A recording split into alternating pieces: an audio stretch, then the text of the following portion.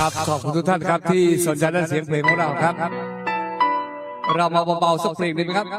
ตอนนี้ผมมอบไปทางแม่ครัวมอบไปทางพี่สุบันเย็นเนาะและเจ้าภาพทุกท่านแล้วกันผลงานตายเราไทยครับเขาบอกรู้ว่าเขาหมดใจจะไปฮักของเฮ็ดอย่างเนาะนุ่มๆบ้านนกเขาหลายเด้อ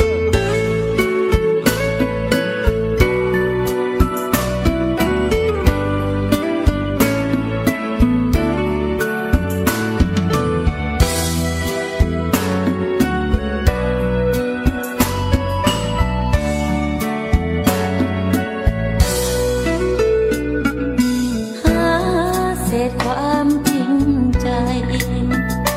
จากแววตาของอ้ายบ่เจออาการที่เคยรักเค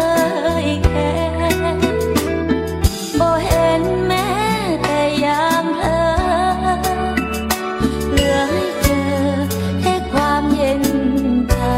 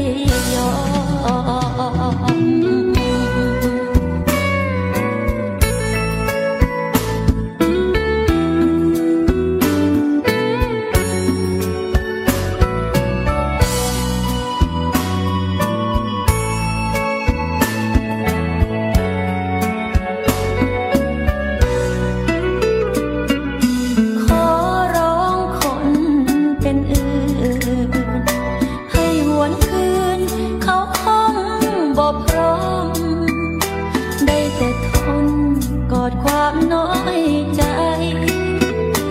ดมดอกรักที่สิ้นกลิ่นหอมบอกใจฝึกซ้อมยิ้มรับวันลามอบตัวกับความเป็นจริง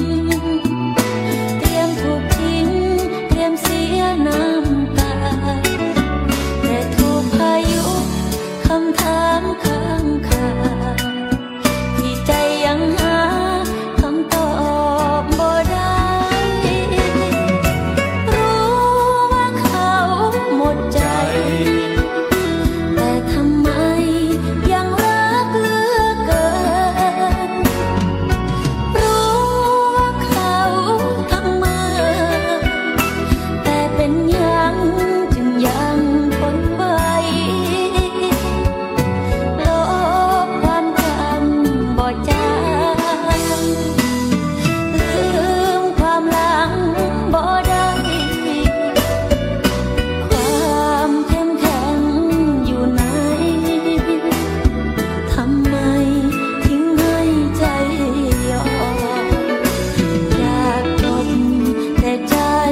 บอกพร้อม